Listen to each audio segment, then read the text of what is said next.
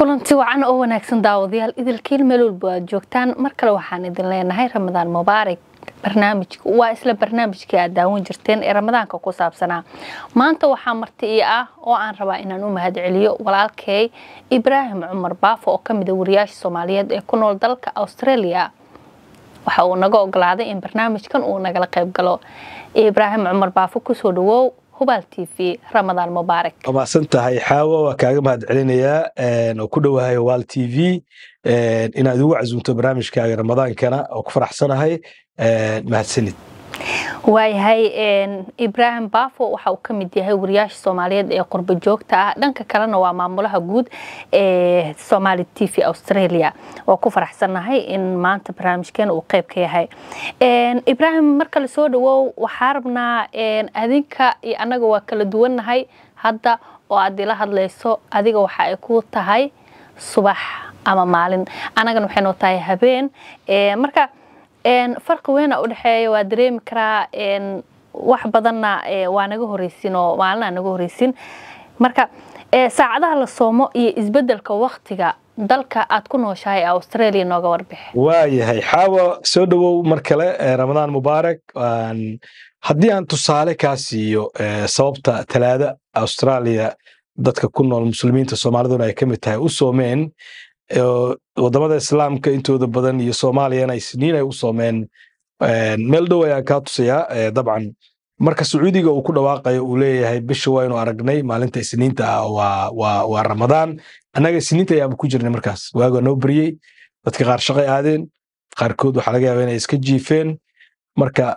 Australia sida la socoto waa wadan ku yaala cirifka koonfureed ee adduunyada waana wadanka labaad marka New Zealand laga reebo ee qoraxda u soo horbacdo caalamka oo dhan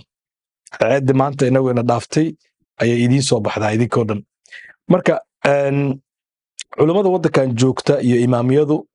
iyaga ayaa Ramadaanta go'aamiya sheega maalinta ay tahay raadiya bisha aragtideeda iyo qaab walbo dadka muslimiinta halkan ku nool ay ku soomi karaan waayo wadanka ma aha wadan islaama laakiin waxaanu qabnaa culimadeena ayaan ku dabo feelanahay waxa dhacday marka habeenkii isniinta soo galeysay waa la raadiyay bisha Australia waa laga raadiyay waxa kale oo laga raadiyay wadanka ugu muslimka badan adduunka waa Indonesia oo Australia daris la ah waa la waayay culimada waxay marka muslimiinta halkan joogtay ay ku wargeliyeen in salaasada maalinta koowaad Ramadaan ay tahay habeenkii saas lagu saaday marka farqiga u dhaxeeya isbedelka waqtiga ayaa sabab u ah in aan soomi weynay maalinta isniinta oo aan talaadada soomay waayahay Ibraahimo farq weyn miyaa u dhaxeeya markii aad ku soomi jirtay wadankaaga hooyo ee Soomaaliya iyo hadda oo aad ku nooshahay wadanka Australia dabcan farq weyn ayaa u dhaxeeya waa dareemi kartaa markaad ku soomayso wadan muslim ama Soomaaliyaba iyo wadankan oo joogno oo aan muslim ahayn Australia farqiga aad u weyn yahay xaawo sidaad la socoto waayo wadamada islaamka ama Soomaaliya badan tusaale u soo qaato dadkoo dhan intii qaangaara waa sooman yihiin ma arkayso qof afuran oo meelaha socda ama maqaayado furan oo la fadhiyo dad wax cunteynaya laakiin halkan waxa way dadka muslimiinta ah nool aadi dadka muslimiinta halkan degan tiradoodu waa yartahay markaad baska fuusho ama trainka raacdo ama meel aad ka adeeganayso ama wadada aad marayso waxa arkaysaa dad badan oo afuran oo maaha islaam marka farqiga ugu weyn wuxuu noqon karaa in dadkii muslim iyo kuwaan muslim ahayn ba la kala yahay sidaas daraadeedna aadan dareemaynin Ramadaanta halka lagu dareemo dadka cadaanka ah ama dadka aan muslimka ahayn way yaqaanaan bisha Ramadaan qaarkood way og yihiin in muslimiintu ay soomaan xilliga ay tahay way og yihiin laakiin haddana ma dareemaysid inaad joogto wadan islaam soonkii kuma muuqdo waa og tahay halkaas Soomaaliya markii la joogo bisha waxa weeyaan dadkii oo dhan baa sooman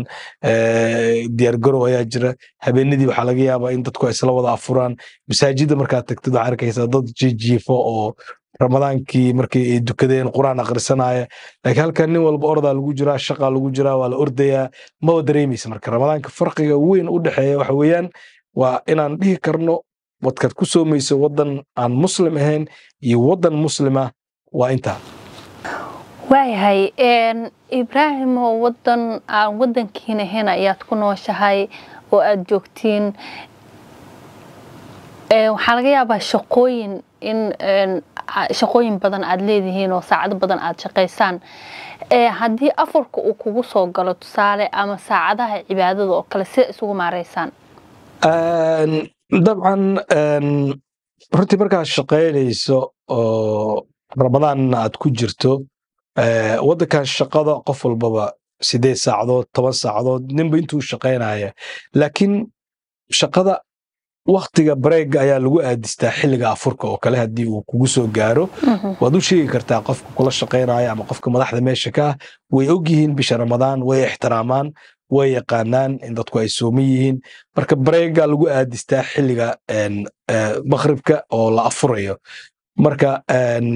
laakiin isbedelka kale oo dhanka qofka duu shaqaynaya hadaa shaqaynayso ka harimays shaqadaada waa wadaysaa walow saacadaha la soomayo inta weliba aad u badan yihiin sanadkan maadaama xilli xagay uu ku soo aaday oo ilaa ay hadda waxaynu soomaynay 8 fiidnimo inkastoo hoos u soo dhacay hadda 7:15 ayaan hadda maraynaa ama 7:24 iyo 4 daqiiqo 25 daqiiqo meelahaas isbedel wuu jiraa Australia ayadaaba weyn hadda Melbourne oo kale hadda magaalada Perth oo kale oo galbeedka Australia 3 saacadood ayay naga sii dambeeyaanba marka anaga afurno on taraawixda sii aadayna kadib ayay iyagu afuraan marka shaqada iyo xilliga afurka iyo Ramadaan markii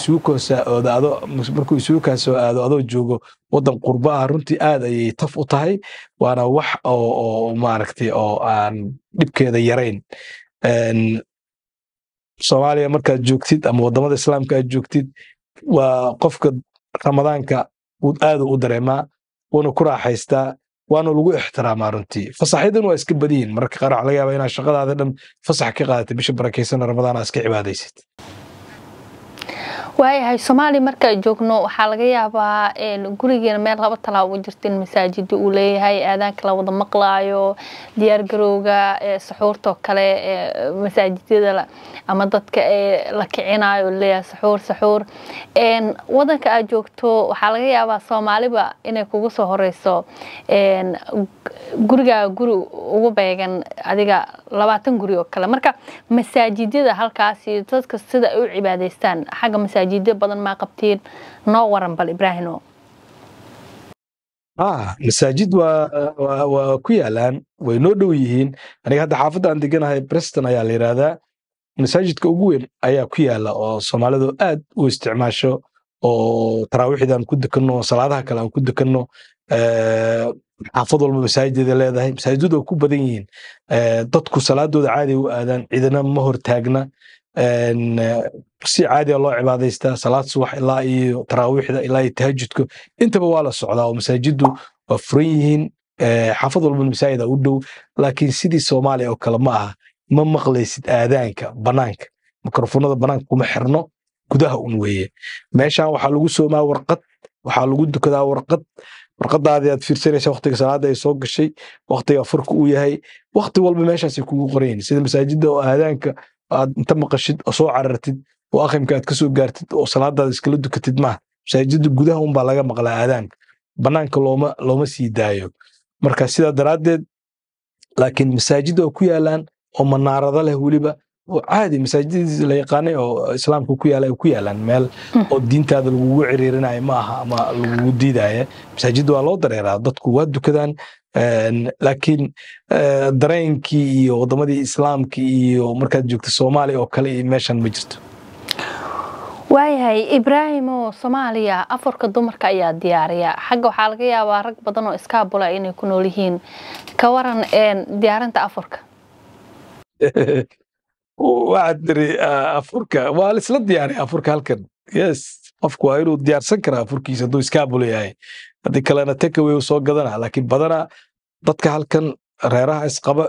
إسلام تضيج كده كوجت نيكن وكوجنا الإسلام دياري أفريقيا والإسلام سميها وغيران هذا حتى وحباء هذا كرين ألابتي أي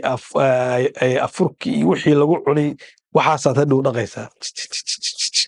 shaqadaada ugu weyn taas ay noqonaysaa hadaadan waxba karin aqoon laakiin ragga halka jooga oo xasaska leh waa caawiyaan islaamahooda si fiican ay u caawiyaan intaan anigu aan ka warqabo dabcan cid wax ku siinaysana ma laha oo maarag sidii ramadaanka oo dadka isku soo dhadhawaanayaan guryaha inta la isku yimaado wax la isku geegeena meesha kama jirto nin walba wixii isagaa karsada isagaa habaysta isagaa wixiisa cuna cid wax siinaysa ma laha marka laakiin waa la iscaawiyaa oo qofkii wax karsanaya cuntadiisa isagaa karsada qofka kalena haddee muxuu ahaa wuu iska helayaa dad famil oo degan meelahan uu la afuro ama wax u keenaan waayahay Ibrahim ugu dambeyntii Soomaaliya waxa ka jira in afur wadareed la sameeyo in qofka dariskaaga aad la afurto wadada markaad marayso kala dad afura in aragto oo la isla wada afuro xagga ka waran in afur wadareed ma jira mise adiga kaliya gurigaaga isaga afur waay aboy runtii halka kaba jirto inta badan in maanta dhan la isla afuro qof walba waqtiga uu diidaya dadku waa shaqeeya iskuul laga imaada iskuuladii xataa furan marka qof walbaba maaragtay waqti uma hayo inuu xaafad kale uu ka afuro maanta dhan la isku marmar waa dhici kartaa in familo isku yeeraan oo la yiraahdo maanta afur wadareed ayaan qabnaa halkaas la isugu tagayaa ama marjaaliyadu ay samayso afur wadareed oo dadka la isugu yeero isla afuraan waa dhici kartaa laakiin may bisha 30keeda oo dhan in maaragtay meel laga wada afuro may ma jirto waxa laga yaabaa marka qaar in afurkiiba aadan haleelinba aniga oo kale hadda shalay waxa ugu dhacday traafiga galay wadada 40 daqiiqan ka dawo maray oo baaburka lagu dhex aadaamay timir iyo saaran waxba ima yaalo biyo yar oo yaalaan meesha ku cabay marka waqti aanan jirin oo saraaxa aad ku qaadato straax aad ku afurto ama qof kale aad ku haleesho ma jirto gurigaaga un baad adiga aad u badato aad caawisaa islaanta aad wax isla karsataan isla cuntaan laakiin afur maanta oo dhan isla afuraayo nin 30 biri ku dhameystay guri kale oo ku soo afuray waa yar tahay hadii kale ma jirto marka